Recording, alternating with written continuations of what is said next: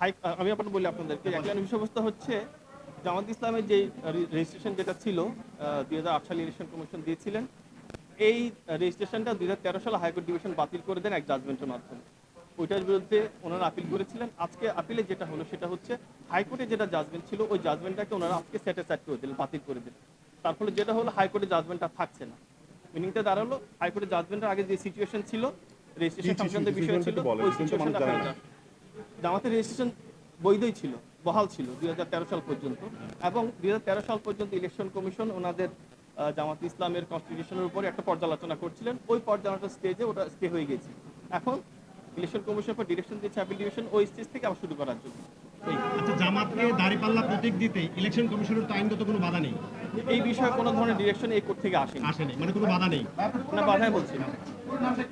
আমার নাম তহিদুল ইসলাম। ঠিক আছে, এখন কি সিদ্ধান্ত নেবে এটা একটু বলবেন? এটা অনারেবল কোর্টের অর্ডারটা আসবে, ওরা একটা সামারি অর্ডার পাস করবেন, অর্ডারটা আমরা কমিউনিকেট করবো, অর্ডারটা দেখে ইলেকশন কমিশন তার পরবর্তী সিদ্ধান্ত নেবেন। এই মুহূর্তে কিছু বলা। ঠিক আছে, থ্যাংক ইউ।